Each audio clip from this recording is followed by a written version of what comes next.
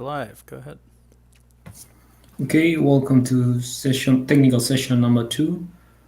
Right now we'll start with a paper by Niels Fornefeld from Tallinn University of Technology, from equations to distinctions to interpretation of effective computations. Please, Niels.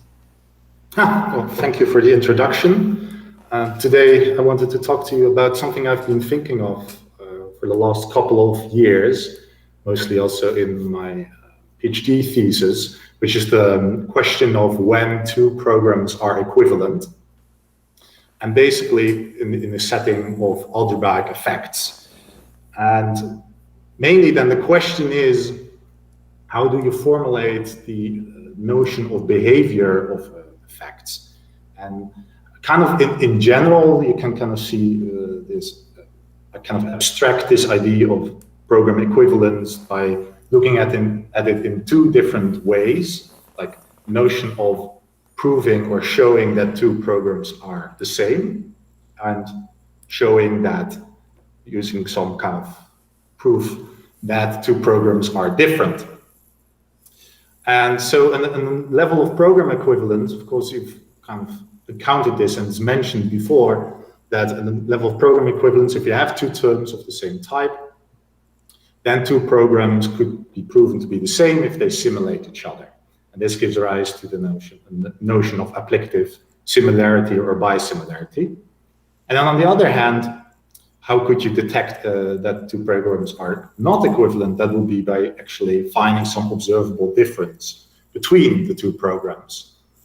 And I've been looking at these ideas of simulation and observable differences in quite a mathematically abstract way.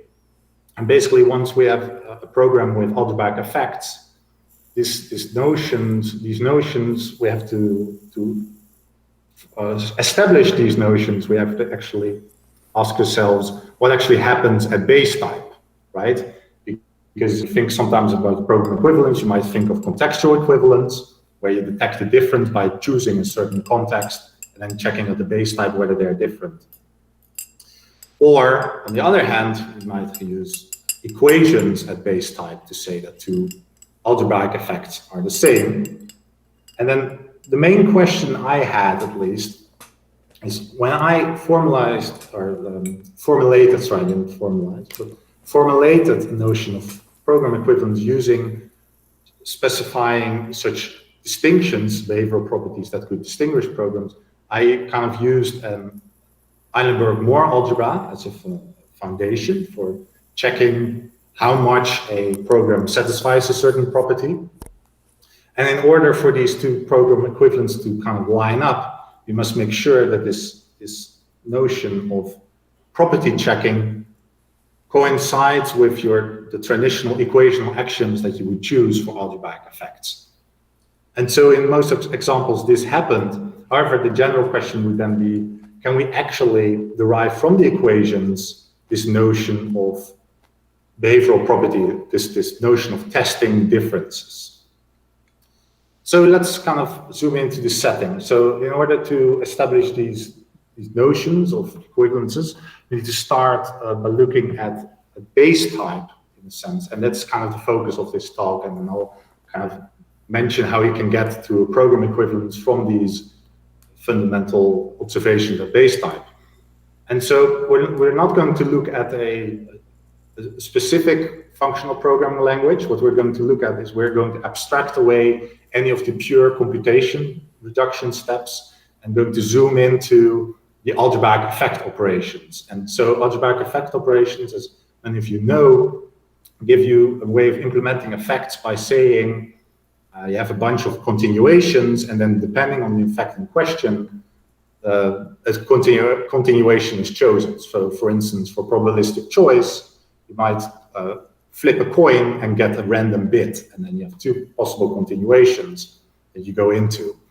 The second running example we're looking at would be when we have a global store where we store a natural number, and we can look up this natural number and have countably many continuations, or we can update this global store.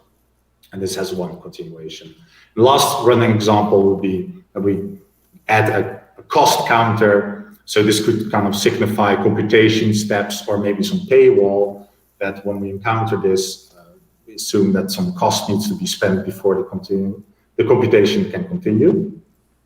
And then at the fundamental level, in order to observe properties or specify properties of programs, we add these property satisfaction tokens, which have no continuation. And it's basically a failure state that can, for instance, signify divergence. And we have a success state that can signify final termination, for instance. Like if we're checking in, for instance, contextual equivalence, termination at a unit type. But more generally, we could say that if we have maybe a program of functional type, tau to tau, then we might check in what degree, what sense is the identity function. And then so we can see if it returns the identity function, then that would be a success state and otherwise a failure state.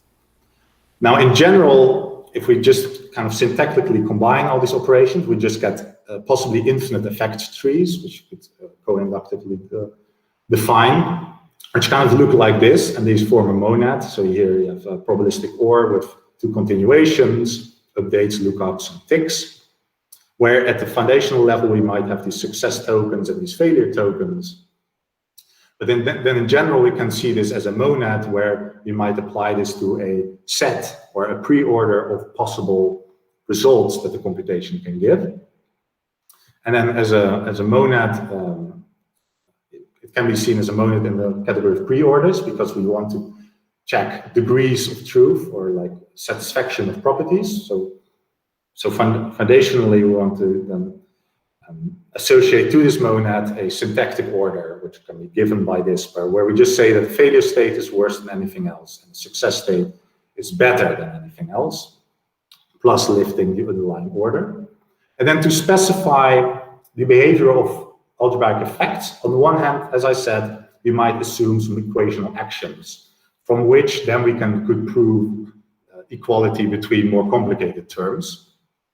And so in general, when we can consider a set of variables, which we can see as x, y, z continued, like that, it will be a discrete set, and we can see these as possible continuations of a program, right? So at this point, the program terminates after some effects, and then you could potentially continue with anything you could potentially substitute for this variable. And so we see a possibly infinite tree as an algebraic expression. Then we would traditionally assume some axiomatic effect-specific equations, or even in the equations when we just say that the statement is better than the other.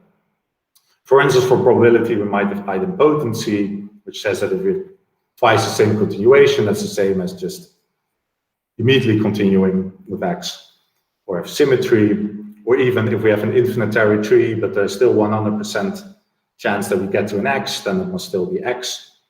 And so you can see here we kind of axiomatize in a way the fact that two statements are equal if the probability to get to any of the variables is the same on either side. Similarly, for a global store, we could assume some axiomatic equations, where, for instance, if we update twice, then only the second update matters because the first update is overwritten.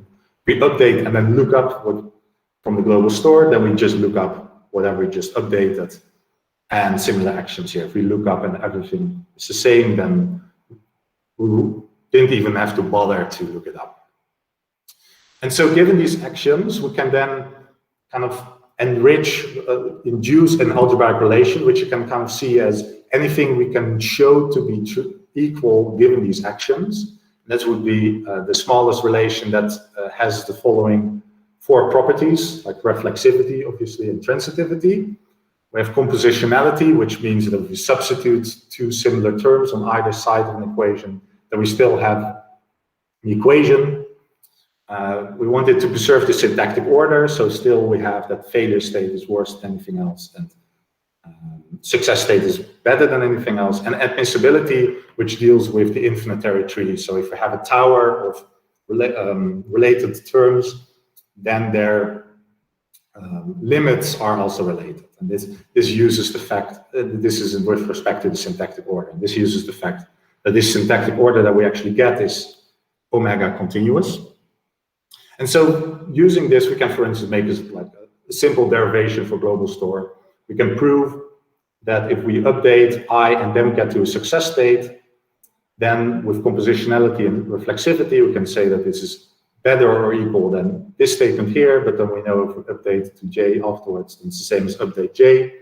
So we can actually prove that updating just before success state doesn't really matter, in the sense that once we reach a success state, we don't care about what the final state is, basically.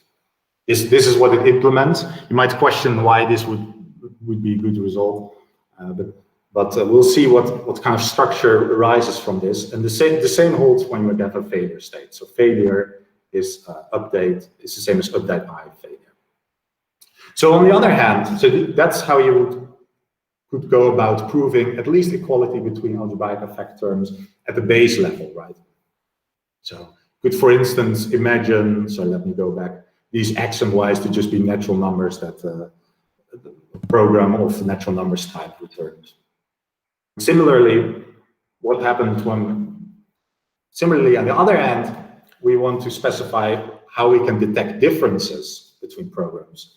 And in order to do that, we use, or at least I used, an algebra, where an algebra of a monad algebra or Eilenberg-Moore algebra of this of a particular monad in general, but the tree monad specifically is given by this map here that uses some carrier set and takes TO and goes to O, where we work in the category of pre-orders, where we see kind of O as a generalized notion of prop, basically prop, but a quantitative, in this case is a quantitative truth space. For instance, in the case of probabilistic randomized programs, this truth space will be given by the interval from 0 to 1, giving probabilities that statements are true, and which we will see later on as well. And fundamentally, what is the use of using algebra? Well, what we have is, if we have any predicate, any test on return values, which is given by some set x, then we can always lift it using this algebra to a predicate on computations that return this x, values of this x. And this can then be given as a foundation, not only of giving an algebraic relation, but also of program equivalences of programs of higher type. But at the very least, at the base level, it induces an algebraic relation on basically trees of variables given by this, and this basically spells out what would be a distinction test of this kind, where say E1 is related to E2 via alpha, if for any substitution of true values seen as a predicate on variables, this, how much we get here, is smaller or equal than how much we get here. We'll look at some examples in a moment, but first of all, I'll immediately show you why this is an algebra is natural and actually can be derived directly from equations.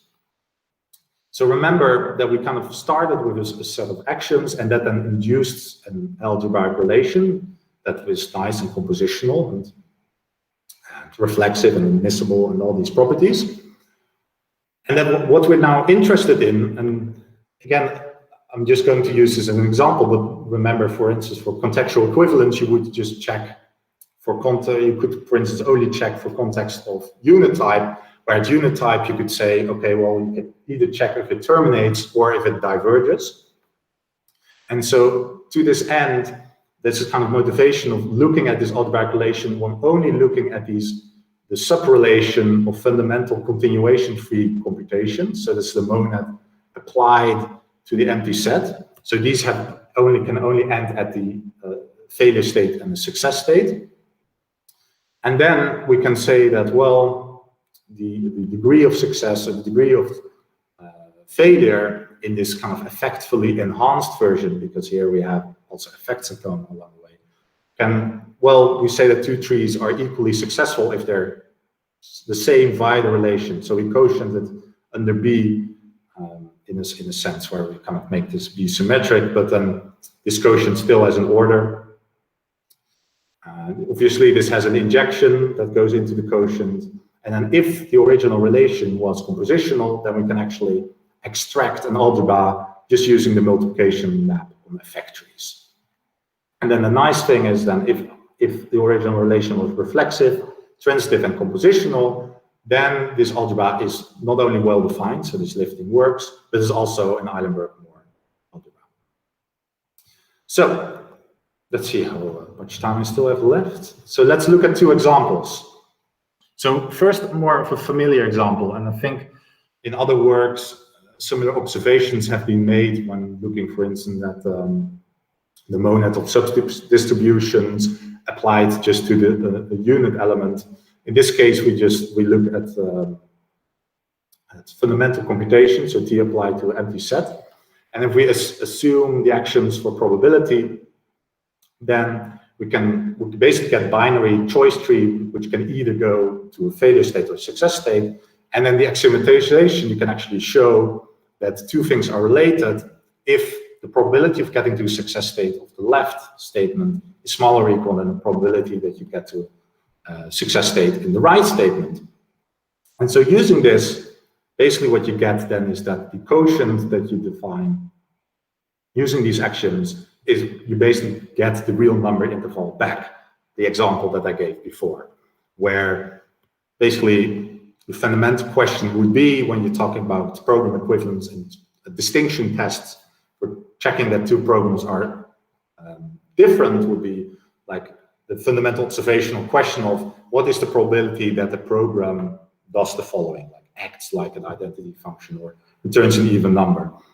And then being able to observe a difference on this level could then use as foundation to actually show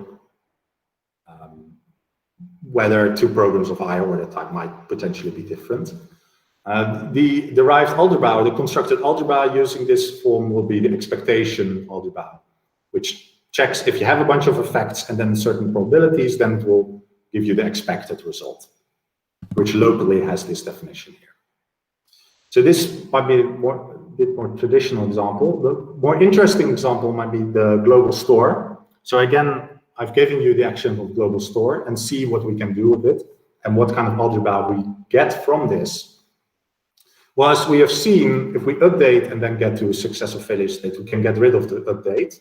But moreover, actually using all the axioms together, we can prove that any statement, basically any fundamental equation can be reduced to just a lookup and then a bunch of successes or failures, basically, just using the axioms. And so we know that two statements are the same if they reduce to the same lookup thing. And so we see that on these fundamental computations, these are identified using what you could see subsets of natural numbers in this case, but natural numbers are basically the states, possible states. So in general, you could say that we retrieve the assertions on states, basically, the state predicates as the carrier set.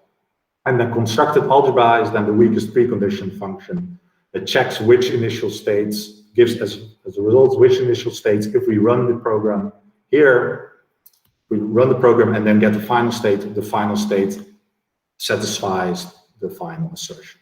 So you get the weakest precondition with these things. And this implements the fundamental observational question of for which starting states does the program satisfy a certain property, like use an even number or act like the identity function. So this gives motivation of these very natural algebras that you get for using distinction sets. Kind of a quick note. So in general, when we start with an algebra, with a basic relation, then derive this algebraic relation, we know that the algebra that we get does not distinguish between any terms that were identified by the original relation. And moreover, if the original relation is base valued, which means that if for any substitution, any possible continuation of the program they're identified, then they're identified by the relation, then we actually have that these two coincide. So these kind of the notion of equation and the notion of algebra generating distinctions kind of completely coincide with each other. And this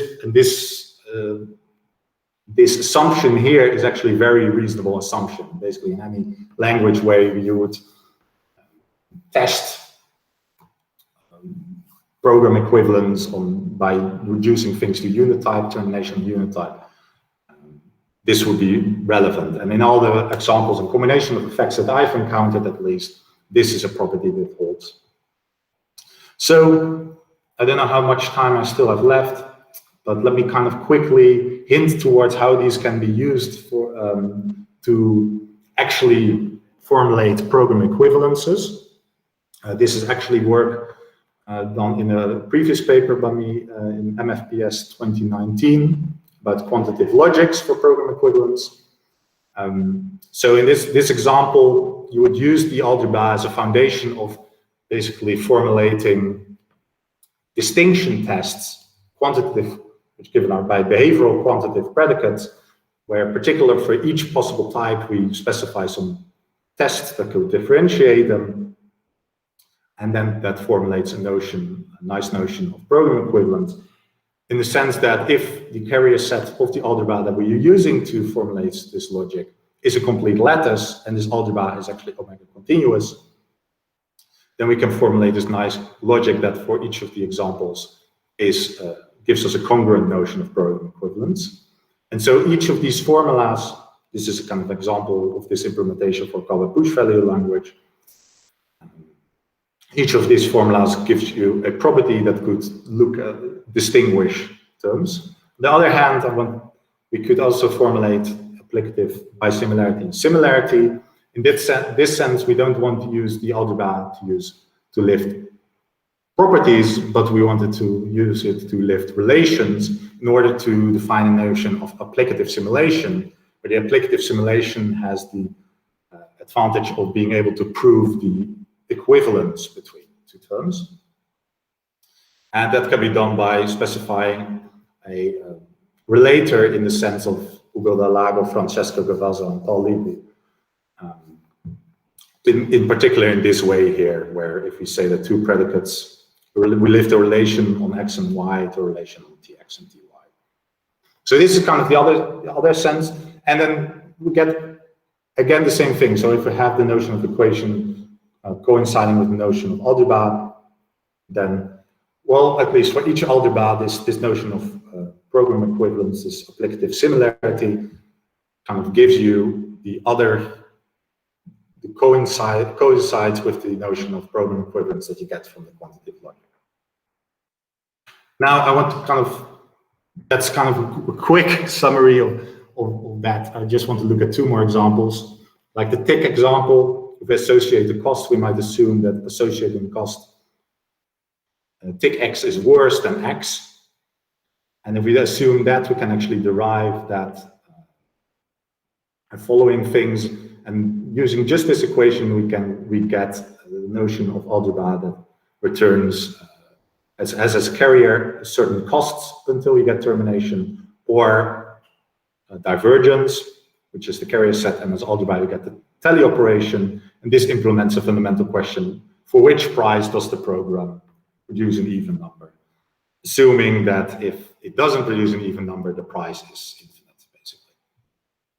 Similarly, we can look at effect combination. So if you take the Lavier theory, the tensor of Lavier theories on the equational actions here, then what we actually just use this as equational thing. If we then construct the algebra, then we get the weakest probabilistic precondition, where the carrier is given by, for each starting state, what is the probability that the program satisfies the property.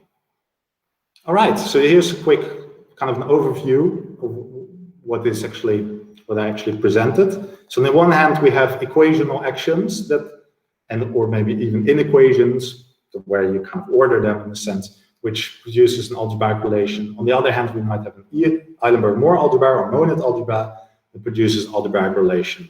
And I've shown that you can go from this algebraic relation that has these nice properties.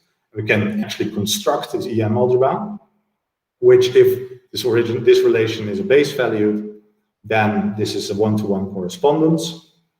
Moreover, we know from previous work that this EM algebra, if there's if the underlying set is a complete lattice and is omega continuous, they both formulate a notion of applicative simulation and a notion of quantitative formula, which then both imply the same notion of behavioral equivalence.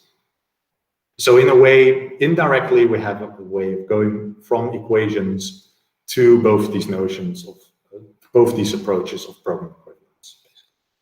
And that's where I want to leave it off. Thank you all for listening. Are there any questions? Thanks, Niels. Questions either on Sulip here? I don't see any question in Zulip.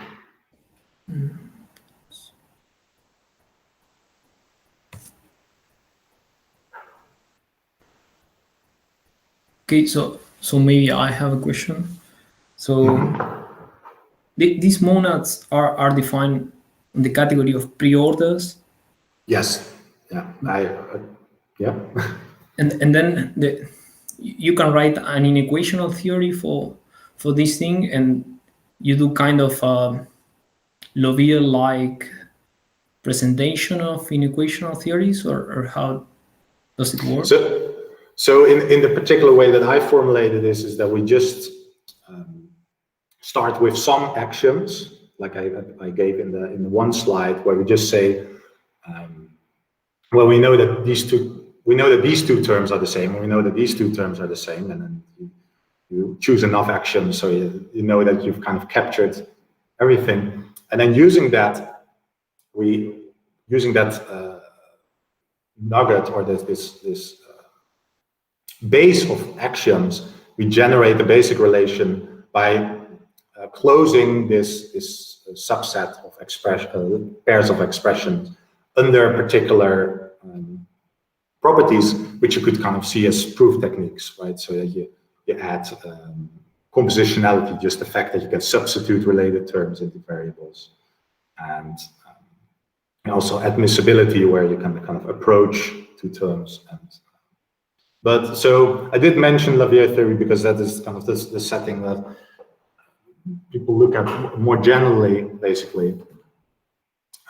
In this particular talk and in the paper, I wanted to represent it a bit more concretely by actually just having particular elements as pairs of trees of variables, basically, that represent equality, and then derive things from there. Okay, thanks. Any other question?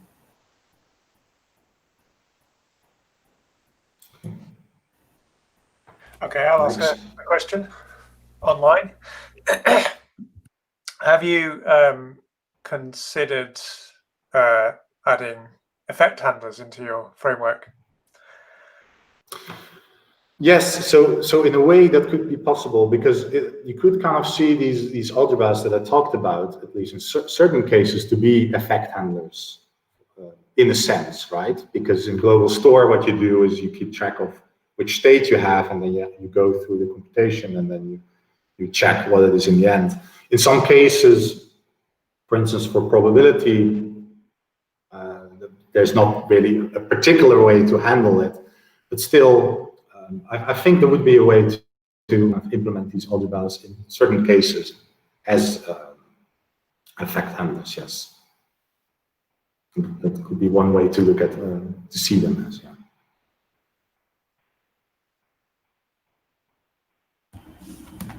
Okay. Well, there is no more questions. Let's thank Niels for his talk.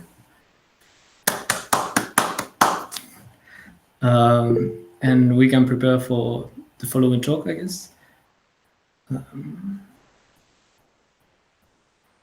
So.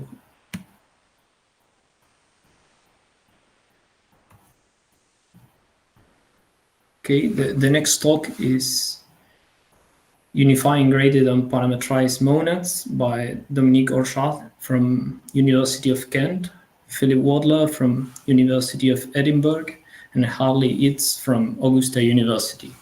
So please, Dominique.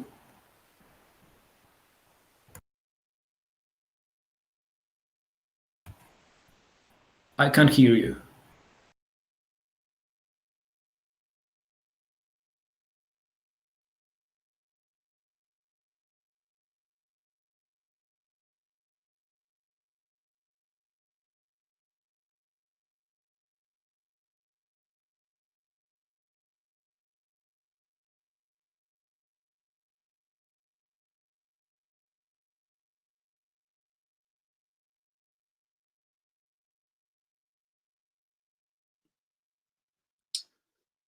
Okay, how about now?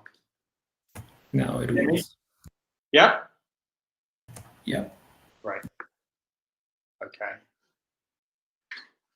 Okay, thanks very much. So in this work, we're looking at two generalizations of monads that have appeared in the literature in the last sort of 10, 15 years and become quite popular. That's graded monads and parameterized monads.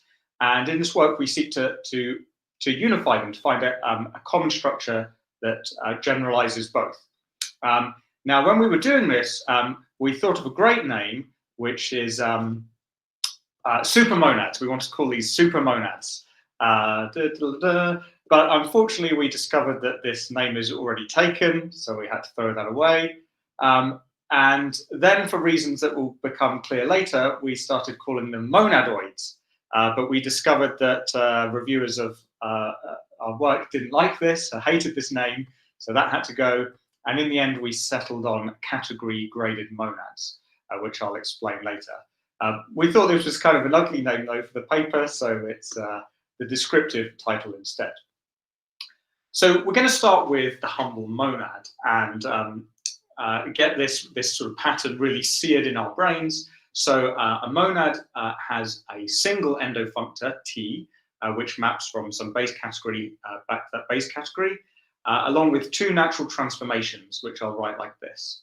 A multiplication, which takes T composed T into T, so it takes like two levels of the T into one, and the unit operation, often written as eta, which goes from the identity functor on C to T. People who are familiar with programming these things in Haskell might know these as join and return. So these natural transformations give us polymorphic functions when we're programming, or we can think of them as like families of functions. Everyone still see the slides okay? Someone just said I don't see the slides. Yep, they're here. All right, cool. Now this comes along with some associativity and unitality axioms that says that the multiplication is associative and this unit operation behaves like an identity. So what a graded monad does is it generalizes this to an indexed family of endofunctors. So we represent this as the functor that maps from some category E to this category of endofunctors CC. So this is the category whose objects are endofunctors and the natural transformations are the morphisms. So this category E on the left-hand side is, well, we can think of it as a monoid, or we can represent that as a monoidal category. So we can think of it as a indexed family of constructors indexed by the elements of a monoid. And this has two natural transformations again. It actually has a family of natural transformations called the multiplication that takes gx composed gy into g of x dot y. And also this unit operation that goes from id to gi. So the operations of the monoid, the bullet operation and the identity element I, they sort of mediate these monad-like operations, and they're often used for kind of capturing the semantics of effect systems. So we can think of a gx as describing some or capturing some side effectful computation, describing the effect by x. So the multiplication is giving us the sequential composition there, and the unit is the thing that lifts a value into the sort of trivially pure computation. And then we have some associativity and unitality axioms that are analogous to the normal monad ones. Okay, so just to just think about the applications a little bit. So these are the sort of the typing rules of the do notation in Haskell, or this is also known as the monadic meta language due to Moji. The idea is you have some expression whose side effects were modeled by a monad. So you have E, which is of type MA, and you want to compose this with some other side effectful computation, E prime. And you do this sequential composition, which has data flow between the two as well. That's the value A. And then the return operation is the unit of this. So in the graded version of this, you've got this information that comes along with the rules that you can use to kind of understand what side effects are going on in your program. You know, a monadic analysis just says pure or not pure, whereas the graded monadic analysis tells you to what extent it's pure or not pure. So this information highlighted in red, these are the indices. So when we compose this one, E, which does X side effects, we compose it with E prime, which has Y side effects, then their composition has X dot Y. And the return just uses that identity element. That marks the pure computation. And then we can use this information actually to refine the semantics. So let's just think about the normal state monad. We have, let's say we have a set of locations, L. So the state monad takes a store over L, and it maps it to a pair of A and a store of L. And then the get operation, you give it some location, which you know that the stuff in there is of type A, and you get the A back, and you can put at location L, which has type A, you can put an A in there. So the graded monad version of this is, well, you have this index which you can use to say exactly what side effects have occurred. So in this case, it's a set with some effect labels. It's saying the get tells us we've read from location L, and the put says we've written to location L. And then we can use this set of read and write information to actually refine the normal state monad. So rather than just mapping from a store for all locations, we can refine this to be the store that contains only the locations that are being read from, and it produces a store which contains only those locations which are being written to. And you can use this to justify effect-based optimizations at the denotational level. So you can prove the soundness of those optimizations denotationally using this kind of model. So that's graded monads. I've actually slightly lied to you in that often in the literature, it's quite common to also include an ordering for this monoid. So what we have here is what we call the unordered graded monads, where you just have a monoid here, but often when people, Katsumoto, who introduced this structure in Popple 2014, actually included a pre-order on the monoid. So we go to that, that's the what we'll just call graded monads proper, the larger set. It has this pre-ordering, so we can represent this by the strict monoidal category over here. And it's worth, if you're sort of au fait with categories, then it's worth noticing that this is a strict monoidal category here, and this is a strict monoidal category. So graded monads are lax monoidal functors. But if that's a little bit too much, then don't worry about that. What this ordering gives us is it gives us a notion of approximation on this space here in our descriptions of effects, which by the functor G carries over to a model of approximation. So if we know that X is less than Y, that's the morphism H over here, then the morphism mapping gives us GX to GY, natural transformation. And this is really nice for representing approximation of side effects, over approximation. And this has some axioms as well. So that's the graded monad story, introduction. The parameterized monads, they were introduced by Bob Atke at this very workshop in 2006. And similarly to graded monads, they kind of take monads and they generalize them from having a single functor to having an index family of functors. In this case, it's represented as a functor that maps from the product category IOP cross I.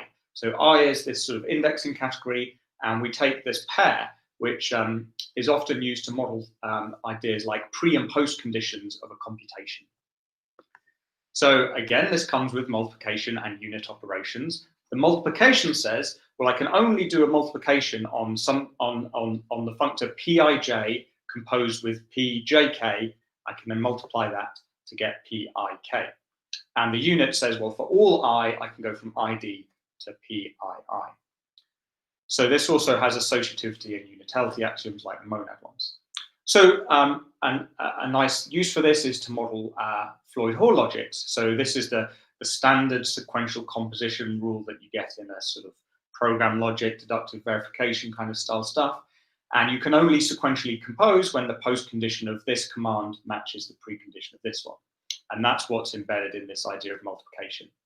So we can compose, for example, a morphism that goes from A, Pi, J, B. We can compose that with this B to P, J, K, with C to get this morphism. And that's just derived from the multiplication and the function stuff. And so it's worth kind of just realizing at this point that one of the things that parameterized monads is giving you is a way of saying when certain things are allowed to compose, when certain side effects are allowed to go next to each other. So it's about restricting the sequence of effectful operations, for example. And graded monads don't do that because they describe their effects with a monoid, and the binary operation of a monoid, well, it always works. It's a total operation. It's closed over that set. So things always compose. But with a parameterized monad, there's this kind of restriction that says, well, only when the post condition of one computation lines up with the precondition of the other. So we can see a little bit of a difference there.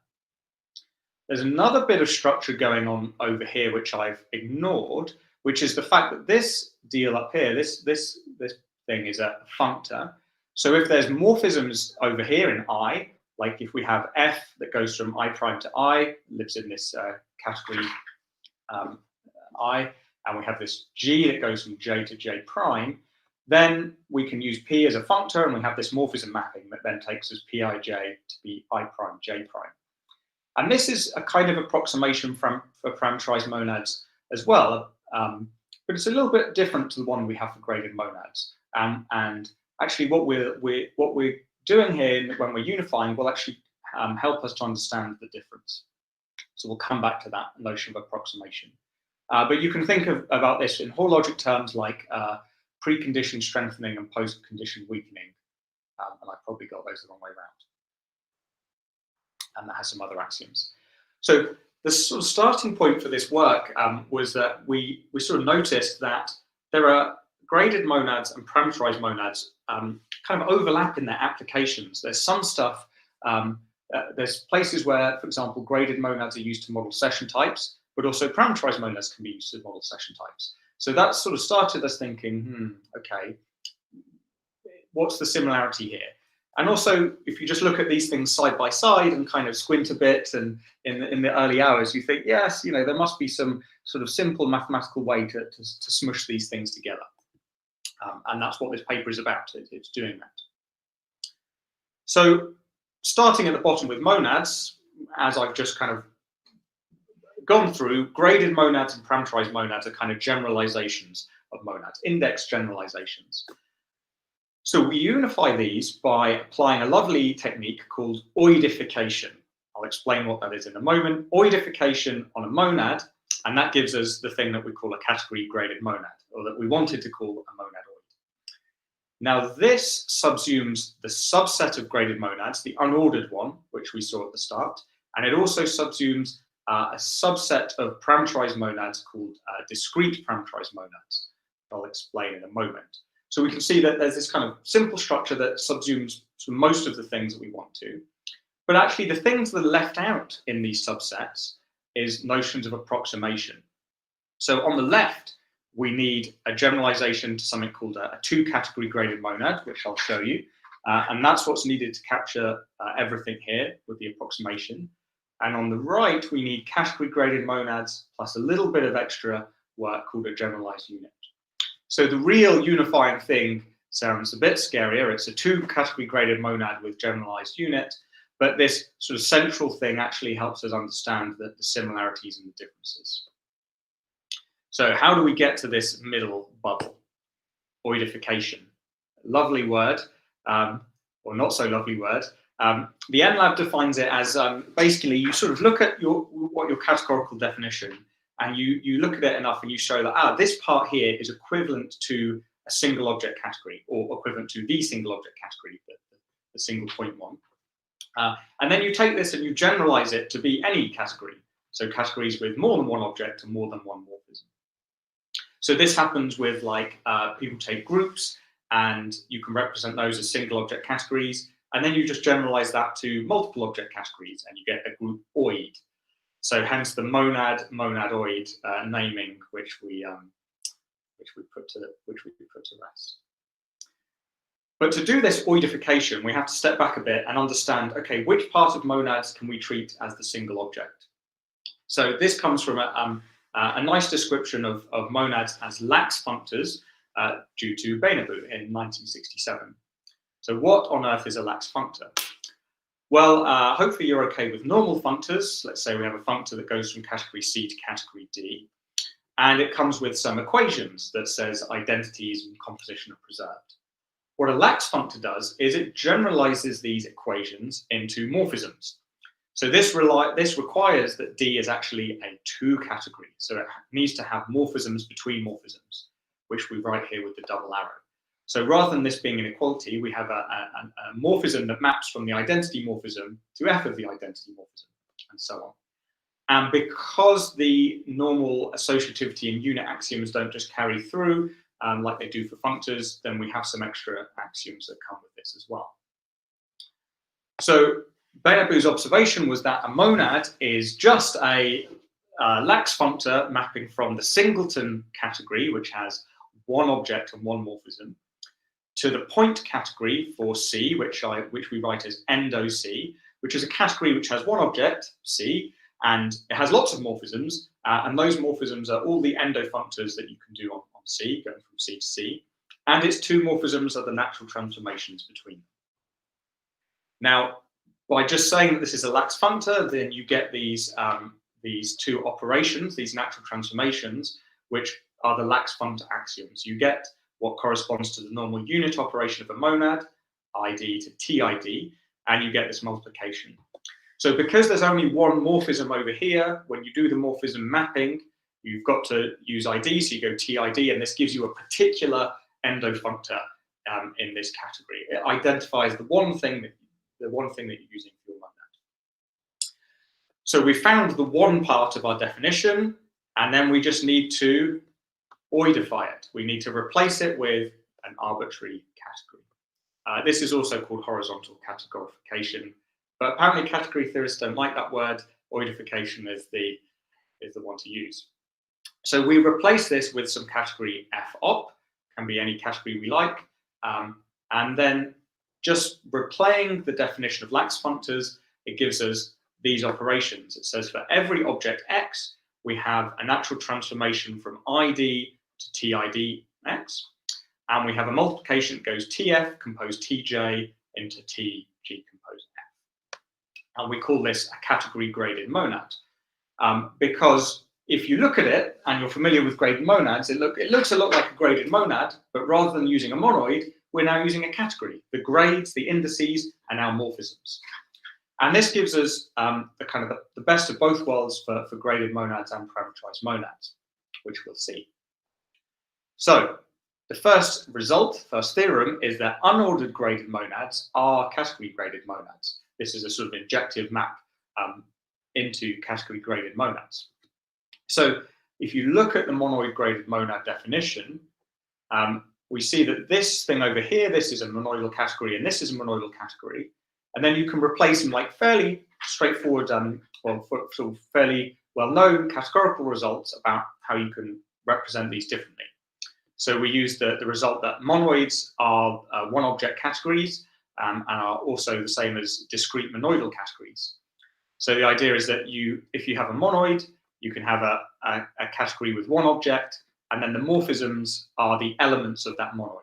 So for every element of the monoid, you represent that as a morphism going back onto the single object. And then their composition is just the bullet operation of the monoid with the identity here. So you can apply that idea to both sides of this functor, to the source and the target, to see that this is really the same as a functor that maps from the singleton category here for the monoid and this singleton category here for endofunctors on C. And then it's pretty straightforward. You know, the unit operation just corresponds to something we have over here, just fits into the category graded monad structure, and so does the multiplication fits into the multiplication.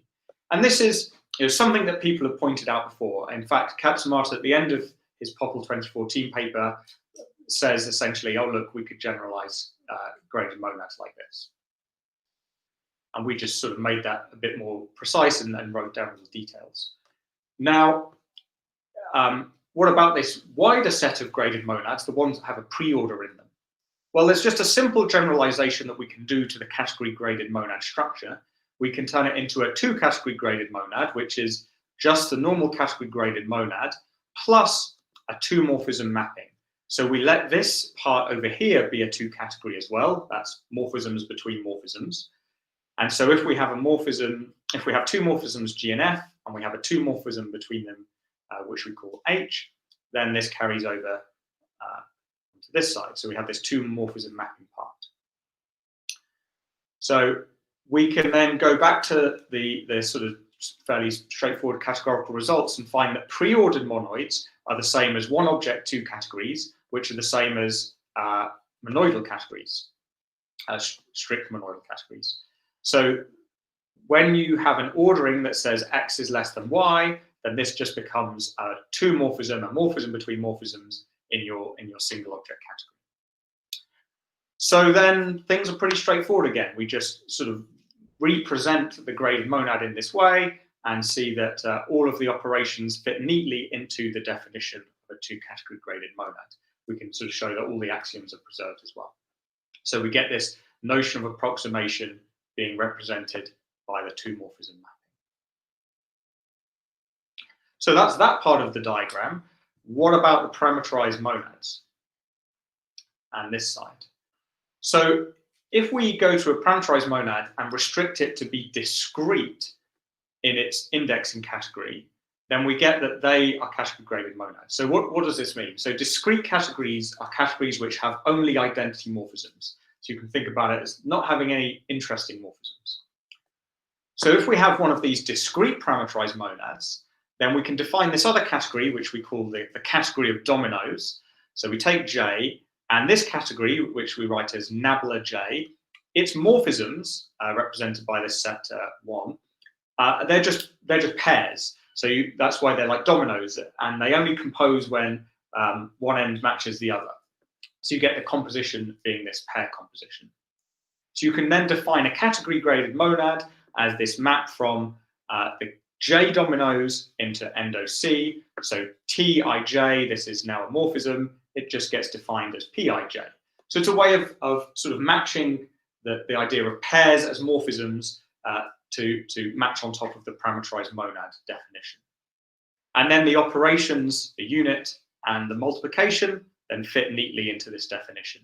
So it's a way of kind of picking the right category so that we can represent parameterized monads as category graded monads. But this only works for discrete ones. Of course, parameterized monads have some extra structure. They have these morphisms that when it's not discrete, then you have these morphisms that you have to care about, and they give this idea of approximation. And this is where things get a little bit fiddly. I'm not going to go into the details. You can see them in the paper. But we found that you could introduce this idea of a generalized unit, which is we take some subcategory of F, and we say, and what we need is a family of morphisms. For every morphism in S, we need this operation that goes from ID to T of F. So it looks a bit like a unit, but units before had to go from ID to a TID. But this is now saying, well, there's some subset of morphisms which we can treat essentially as like representing purity. We can go from ID to TF. And it turns out that this is enough to capture the approximation that's provided by parameterized monads. And this is the bit that requires a lot more details. You can see the paper. So by looking at this kind of fairly straightforward idea using sort of nice kind of bricks of standard category theory lying around, we can see that the graded monads and parameterized monads are really, really similar if you throw away the approximation part. You can use this middle part to unify them. And then once you've got the approximation, then you have to represent those different approximations on the other side.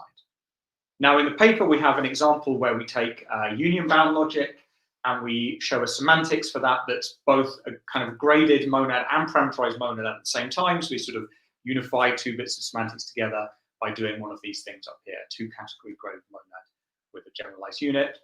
And just to finish, I'll give you a simpler example of something which is a category graded monad to represent mutual exclusion and concurrency.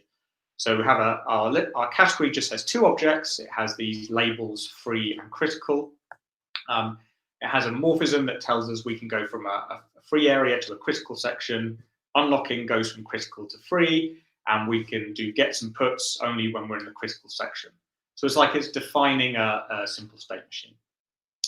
And then we have some operations for this category graded monad, which I called conc-st for concurrent state. These are just parameterized by the get, put, lock, and unlock morphisms. And then what's cool is that this kind of gives you a way of both restricting the order in which effects can happen, like parameterized monads. So you have to lock before you do get and put. You want to unlock after that. So it gives you that restriction, but you also get like the static trace of the side effects that have actually happened.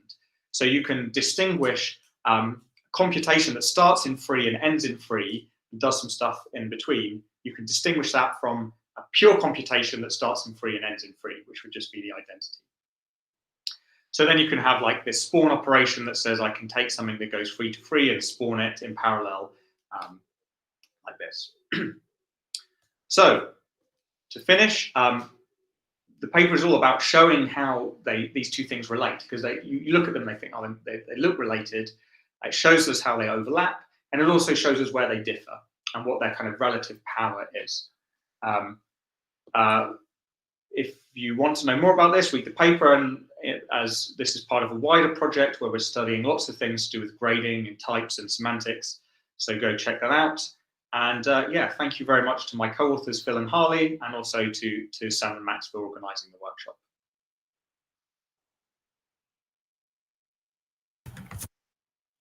Thanks, Dominique.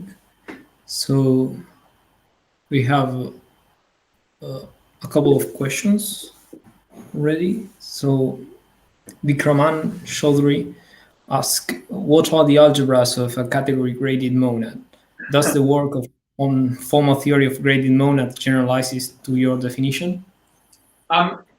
Yeah, I mean, it seems like you should be able to, but we haven't done that yet. So we do mention that in the paper. It would be nice to get the kind of the adjunction decomposition of these things. What's the adjunction that gives rise to a category graded monad?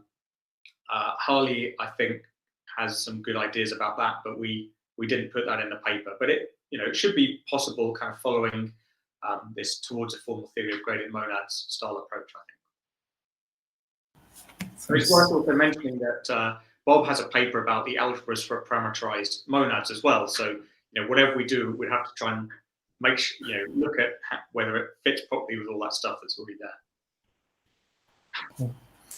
So Andrew Hirsch has another question. What's the relation between category graded monads and Tate's productors, which generalize both parameterized and graded monads? I forgot to add a backup slide on this. So what's the relationship with productors? So productors, I think it's essentially like replacing this T here, which is a functor, replacing it with a profunctor. So profunctors let us essentially kind of treat these a bit more relationally and have, rather than just something, well, if you go to graded monads, it would be like replacing the monoid with a relational monoid. So rather than just having a function, a binary function for the composition, you have a binary relation. And rather than an identity element, you have a set of identity elements. And this, I think, is more like the productors. It gives you this little bit more flexibility in terms of identifying, sets of identity elements and sets of and making composition a bit more flexible. We did try sort of fitting them into this space at one point, but it was getting a bit of a monster. But my feeling is the way to go is to actually make this thing profunctorial. But future work, I'd be interested to work on that.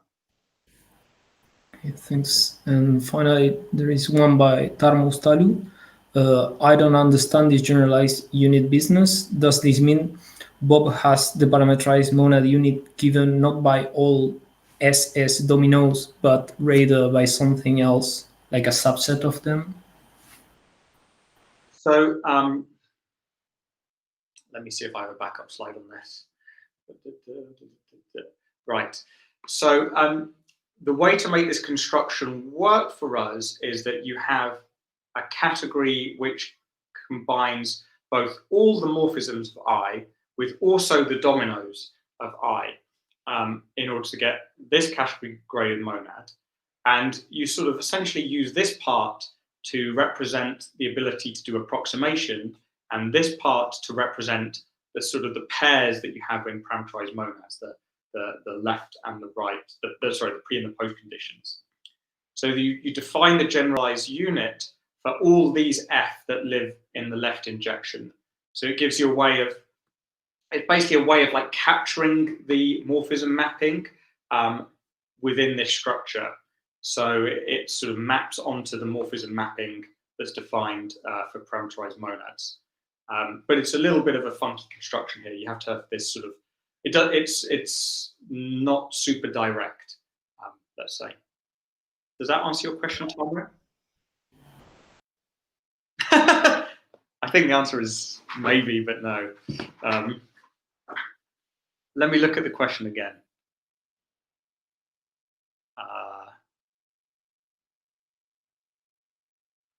I can't remember. Perhaps it does, I have to think. Oh, does this mean that Bob has the parameterized monad unit given not by all SS dominoes? No, actually, sorry. So it doesn't. Yeah, so that's a good question. So does it mean that Bob's parameterized monads, the unit operation works for only a subset of the dominoes? No, because we still have the unit operation. We don't replace the unit operation. In fact, the unit and the generalized unit coincide, because I forgot to put on the slide that, oh no, I didn't. It's a wide subcategory, so it has all of the objects inside of F. So it has all of the identities inside of it as well.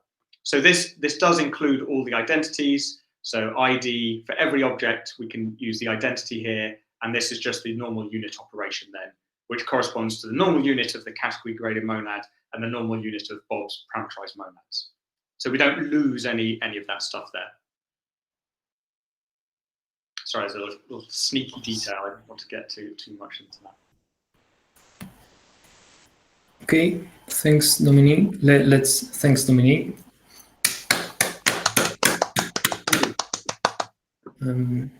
So the session finishes, I guess.